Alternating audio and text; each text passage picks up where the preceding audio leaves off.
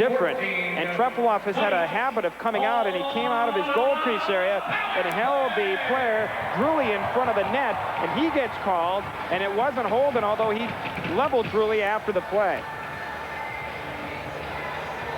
Serving the penalty will be Harris. Check that. Yeah, it'll be Tim Harris. Yep. Yeah, Trefilov also has been called a couple of times for delay of the game for freezing the puck outside the crease. And in the International League, you're not allowed to do that. In pro hockey over here, over in Europe, you're allowed to hold the puck outside that goal crease. He's been called for that a few times as well. Now the Knights roll it right in front. Atlanta trying to jam it home.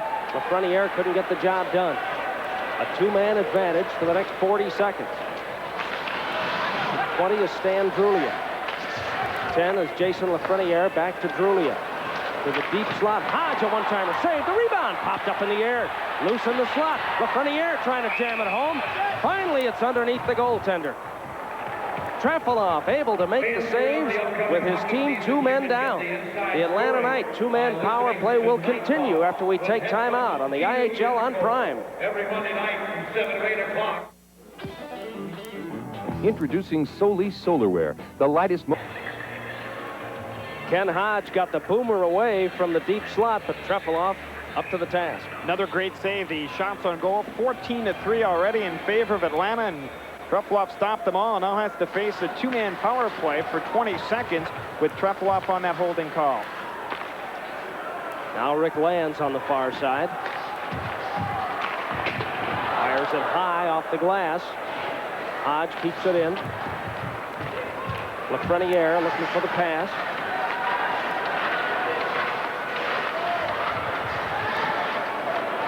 Clark is back on. It's now just a one-man power play, but still another 57 seconds to work for Atlanta. Drulia. Lands. He had a lane to the net. Fired, but Trefilov made the save. Back to Lands. Now Lafreniere. Trying to break this scoreless tie. Atlanta on their second power play of the hockey game. Great puck possession for Atlanta on this power play, but not too many opportunities, although the puck possession is terrific. This is what they do. There's a good pad save on a shot by Drulia. They don't take a lot of shots. They try and make the perfect pass. Trefilov, very active, out to clear that centering pass. Yeah, Lance has had the most chances. Hodge just missed the far post. And the Knights reload at center ice with just 5 seconds left. So the Salt Lake Golden Eagles got the job done and kill off the two-man disadvantage. The penalty box is empty. We're back at 5-on-5 in front of the goaltenders. As mentioned, Ken, Salt Lake, a lot of experience this season in the penalty kill department. By far, a differential of 48 more power play opportunities for the opposition than they've had offensively. And as a result, they've gotten pretty skilled at killing off penalties. Their goaltending's been pretty strong as well. Now Rivers throws a long one on net, and Trefilov sends it all the way down. This will be an icing call. Maybe he thought they were still short-handed. Now we've got 3 minutes and 12 seconds left in this first period, and we're coming back to the Omni for more of this game featuring the Atlanta Knights and the Salt Lake Golden Eagles on Prime. There you see the league leaders in the IHL. Hubie McDonough from San Diego with his 50 points. Keith Osborne of Atlanta is second with the most goals in the IHL at 21. Osborne, as you mentioned, scored a goal yesterday and has been on fire all season long. And acquired by the Tampa Bay Lightning in the expansion draft this past summer. And now the puck played all the way down. We're going to have another icing call. 3:04 left to go in the first period.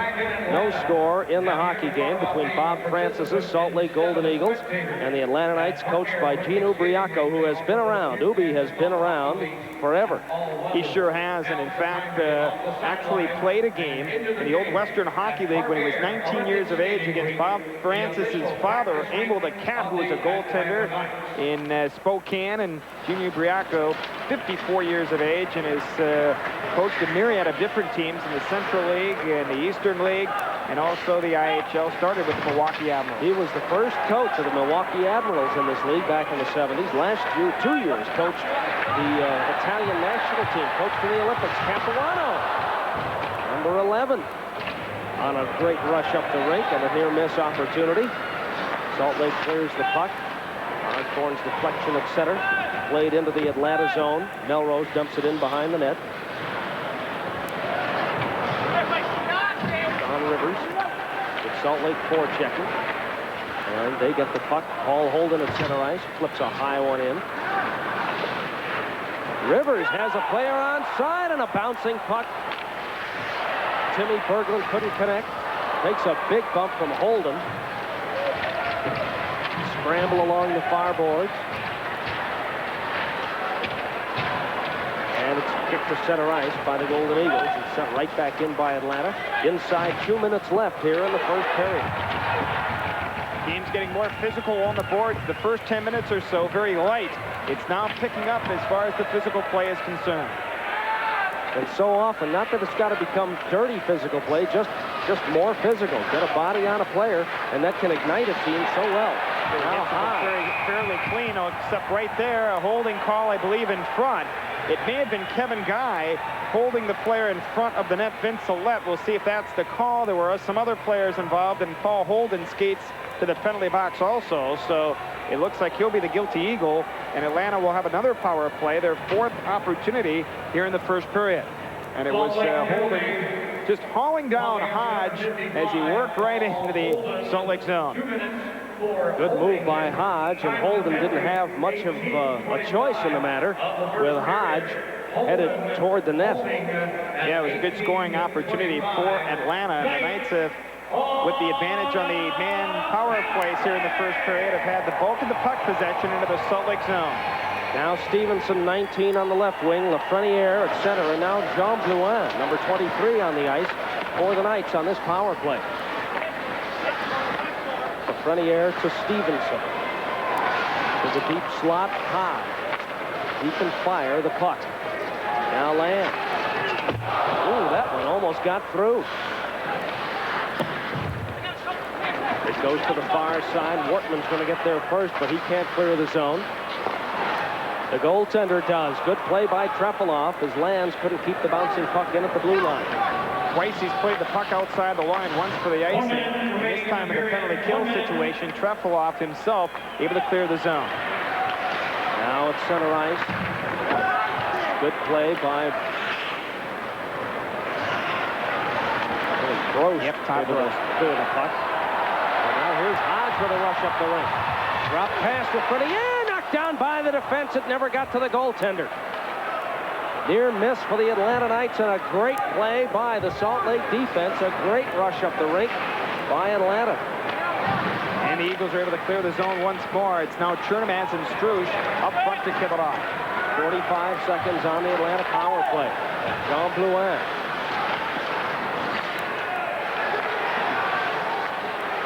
Now we have just 10 seconds left in the period. And with the puck cleared at center, this power play will carry over to the next period. The Knights dump it all the way in. And there's the horn. So the first period is over. It's scoreless after the first 20 minutes. When the second period commences, Atlanta will have 26 seconds on a power play to start that second period. An interesting, well-played first period of hockey. And during our intermission, all kinds of interesting things for you, including a chat with the commissioner, Tom Barry of the International Hockey League. Interesting features to pass along as well, including a look at Manon Rhéaume. And we'll have all that for you and more as our telecast from the Omni continues. We'll be back with our first intermission after we take this timeout. You're watching IHL Hockey on Prime. The Omni, the Salt Lake Golden Eagles and the Atlanta Knights. Some great opportunities at both ends of the rink, particularly for Atlanta in this first period, but we're scoreless after one. Hello again, everybody. This is Ken Double, and joining me during this first intermission, the commissioner of the IHL, Tom Barry. And Tom, I know there's so many things that you're thrilled about as far as this International Hockey League is concerned, not the least of which is national television exposure with Prime. Well, it's great to be here in Atlanta and have this production going on. The Prime people are doing a wonderful job, and we're really thrilled that they're able to pick it up and carry it across the country because our brand of hockey is indeed superb, and we're delighted that this opportunity is here. and it's only the first of many, so we're looking forward to many more like this.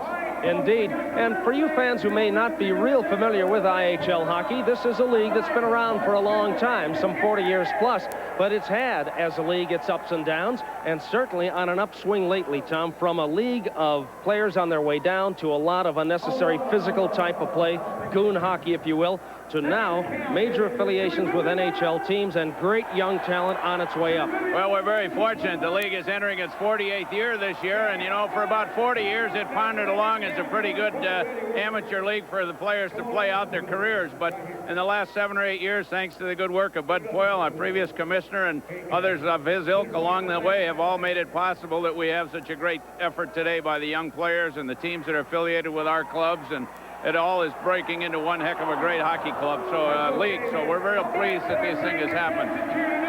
Outside of teams like Fort Wayne, that's been around since 1952, and Kalamazoo and Peoria, some teams in some of the smaller cities, the other thing that's been spectacular is the growth into major markets for this league. Well, we've been very fortunate. We have a good group of owners that have brought in the expertise that they have in marketing in many areas and brought it forth so that the game of hockey could become a reality in a lot of the major cities. And fortunately for them and for us and for everybody, the spectators have taken well to the game. So we've got a tremendous effort of people who enjoy the game of hockey being brought to major league cities. They no longer have to watch it only on TV, when and if it ever was there. So we're very thrilled with this part of our efforts, too. Well, the expansion, too, into Cincinnati and Atlanta and Cleveland.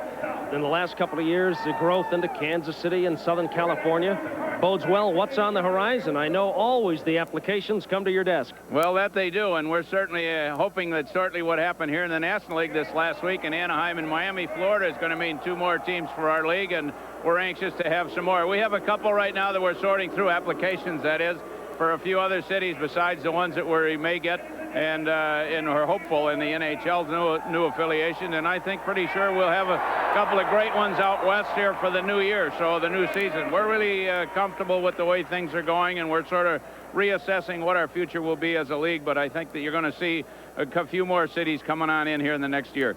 Congratulations on the great growth of this league during your watch, and continued success to you, Tom. Well, thank you very much, Ken. Great to be here today. Tom Barry, the commissioner and president of the IHL, and we'll be back to the Omni after we take this out. No score on Prime.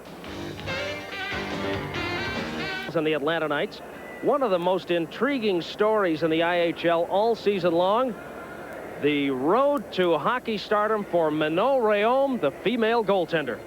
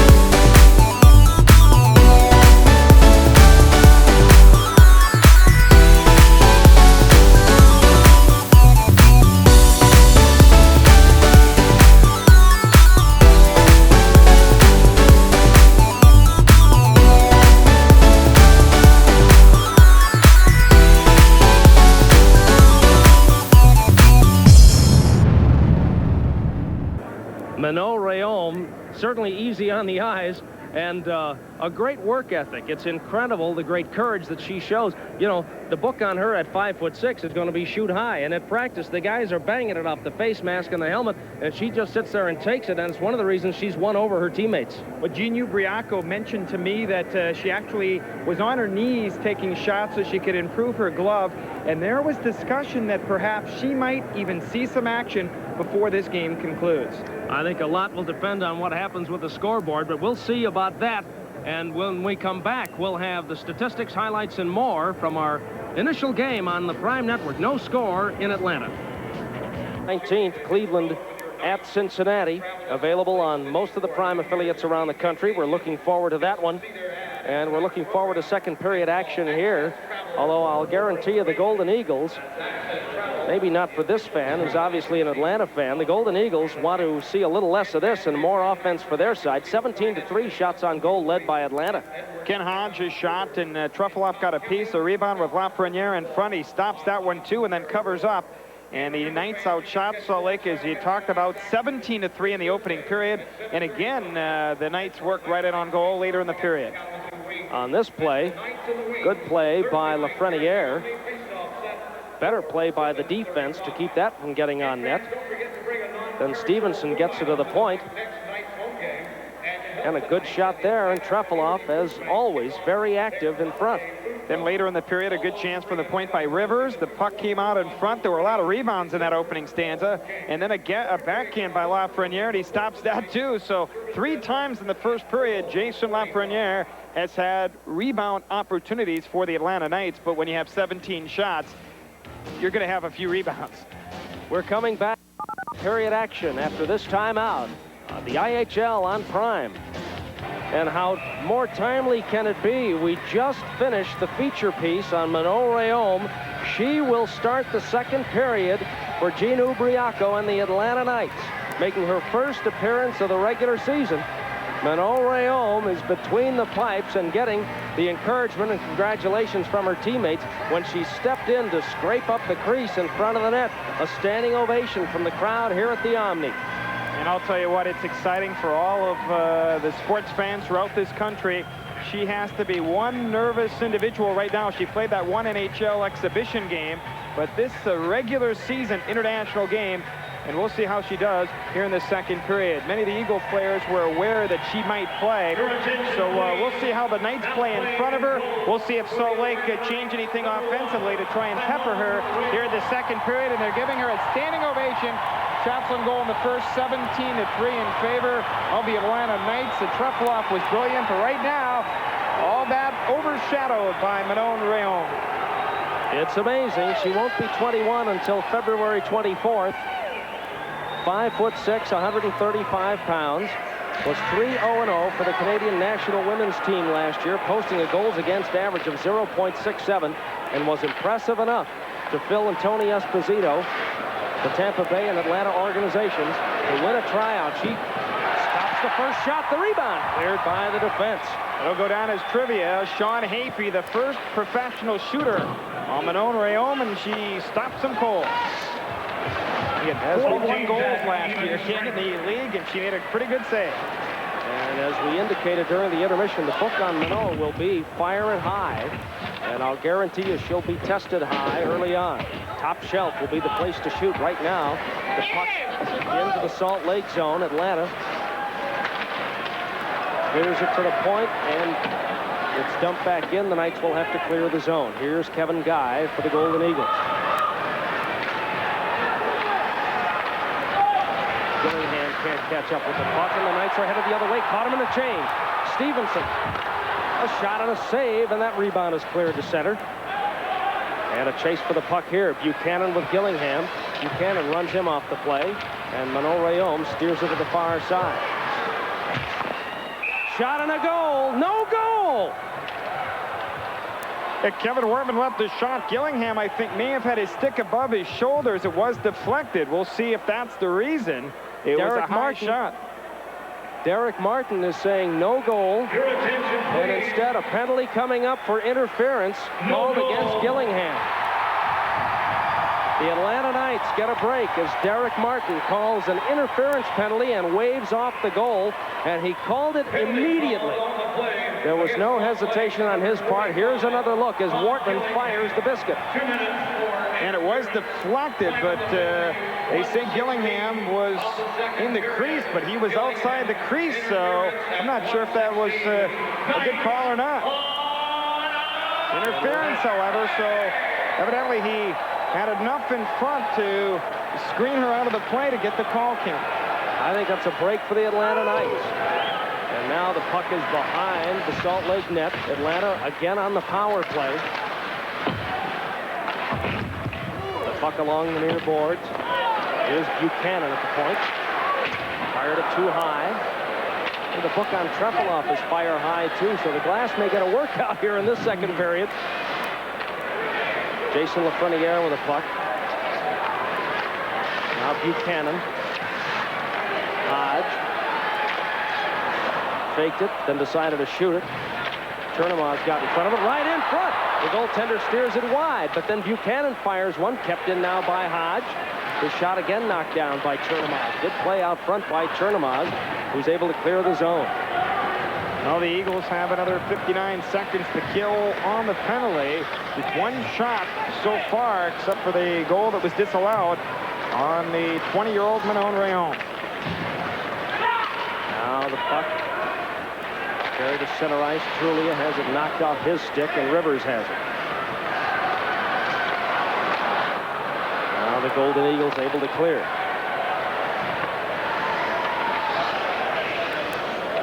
.30 seconds left on the power play. The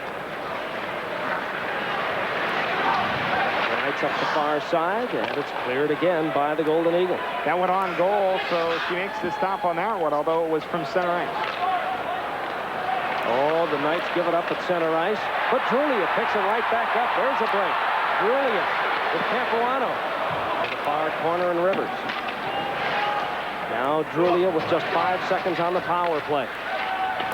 Rivers bangs a shot, knocked down in front. The penalty is over. Gillingham's between the defenders. Cutting in, Rhéaume knocks the puck right back to Gillingham. Count the goal. So Gillingham makes amends. He steps out of the penalty box, and Rhéaume could not clear the puck. Gillingham popped it in behind her. It's 1-0 Salt Lake. Interesting story there as Gillingham played at Three Rivers, the same junior team that Manon Rhéaume played for last year. Gillingham played there 2 seasons ago and actually practiced against her. And strangely enough, he scores the first ever professional goal in a regular game against Manon Rhéaume. And great work by the camera crew to get Gillingham right out of the box. And there you see the puck right back into his uniform and then into the net. And if there's an area that Manon Rhéaume is working on more than anything else, it is handling the puck. It's the strength factor where she just isn't strong enough. And there it comes into play as she couldn't get the puck past Gillingham. Now Salt Lake putting on the pressure. Atlanta able to carry to center. Here's Berglund. Jimmy Berglund across the line. Rolls it into the corner. Trefilov out. Played along the board. Now Trefilov way out. Berglund has it. Here's Hodge, rather. Boston, his shot deflected wide. LaPuma fans on a play, and it's at center ice. Played by Timmy Berglund. And now we've got whistles, and again LaPuma getting into it at the far side. Yeah, LaPuma and Tim Harris colliding along the far side right in front of the Atlanta players bench. Harris part of an NCAA championship with Lake Superior. And, you know, Ken, Bob Francis was very concerned about Manon Rhéaume playing goal. He felt that the Knights would really tighten up defensively. And that was his big concern coming into the game tonight. Harris and LaPuma both sit 2 minutes for roughing. 4:18 into the second period. So once again, we'll be 4-on-4 in front of the goaltenders. And there's Gene Ubriaco, who made the call. Manon Rhéaume to play the second period of this game. Maybe 2 periods. We'll have to wait and see. Talked to him before the game. He said he felt about this time of the season he might give her a chance, and he sure has here tonight. Now the Knights carry in. Rivers' shot is wide. Chernomaz. beats Stoke. Has it knocked off his stick by Lafreniere. And Stoke reloads the gun. Here's Chernomar. He carries in. Gets around Lands. Finally pinched off the play. Stevenson runs St. Pierre into the boards. And now Lands chases down the puck. The veteran carries the puck well. Hits the red line, spins away from a check. Feeds it ahead for Stevenson. Stevenson not showing much of the ill effects off that broken foot. He's got great wheels. Now Chernomar, his shot deflected high. And Rivers has the funny carom off the glass. Stevenson plays it at center. Lafreniere is there. Now Rivers has a little room. He booms a shot. Oh, Trefilov had a little trouble with that one. Took it off the blocker. Almost flipped the catching glove over across his body to make that save. Now Forsland. Pinched off the play by Buchanan. Holden keeps it in. And now Forsland is hurt behind the net. Very slow to get up. I don't think we have a penalty coming up here. I think it was just a good hit. 1-0. The Golden Eagles lead the Atlanta Knights. 14-11 left in the second period at the Omni, and we're coming back for more of the IHL on Prime. Got the stick up a little bit on Forsland. Got away with it. No penalty called. And Manon Rhéaume is back to the bench. Well, So Gene apparently saw enough in almost 6 minutes of play in the second period. Mixed reaction from the fans as David Littman is back between the pipes for the Atlanta Knights. Does it surprise you, Ken, that he lifted her so quickly? Well, actually, it surprised me more that he played her in the first place. But that's all right. Gene's the coach and knows exactly what he's doing and why. The most important factor in whether to play or not play Manon was the reaction of the team. And in the last couple of weeks, the team has really come around, and the whole experiment has come around because Manon's gotten more comfortable as a team member. They've gotten more comfortable with her, and that was the whole reason, the whole major factor.